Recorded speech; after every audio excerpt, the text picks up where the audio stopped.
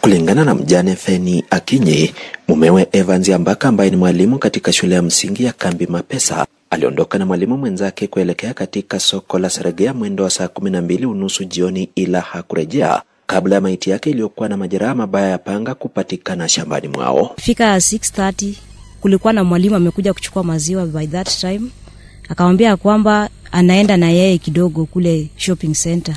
Wakaondoka, akambeba kwa pikipiki wakaenda. Kufika saa 6 za usiku nikajaribu kumpigia simu yake haikuwa inaenda.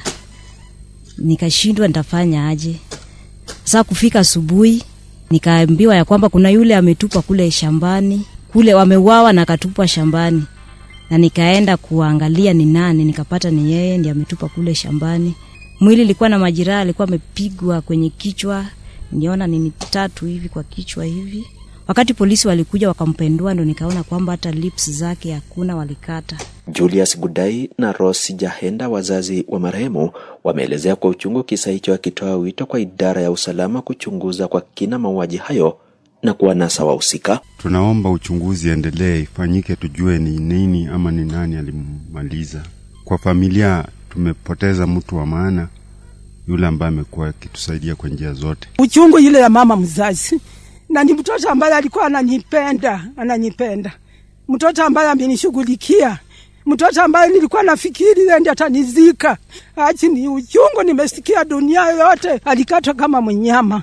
Na shanga alikuwa na deni la mtu. Alifanya nini?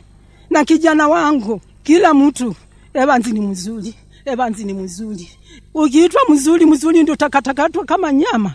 Na uchunguzi ufanywe. Hao watu ni waone tu na macho, ni watu wa aina gani. Nilikuwa nimeamkia asubuhi kuangalia butchery ya kichana yangu Francis Chuma. Watu wamengoa, wamepepa nyama yote. Tunakuta nyama imetupwa kwa barabara. Mtu anatuambia kuna tamu nyingine hapo chini inaonekana sasa, labda watu walikuwa nakawana hapo nyama. All of a sudden kufika hapo tunakuta kumbe hiyo tamu haikuwa ya nyama, ilikuwa ya Evans. Kulingana na mzee wa mtaa wa kijiji cha Kanani Josephat Makomere, kando na kuuawa kwa mwalimu huyo, wahalifu hao walitekeleza msururu ya uhalifu eneo hili na kuwasaza watu kadhaa na majeraha. Watu wameipa kwa butchery pale. Wamekucha wameua Evans. Wameenda pale Kilimani wamekatakata watu. Tunaomba tu serikali mtusaidie tujue ni wale watu wamejitokeza kuua watu ni nani. Si mara ya kwanza. Tujamaliza wiki moja kijana ameuawa hapa Kilimani. Bado tunafuatilia, tumesika tu wiki hii. Ndio huyu tena Evans amekufa. Joseph Amnyotieno, West TV Likuyani, kaunti ya Kakamega.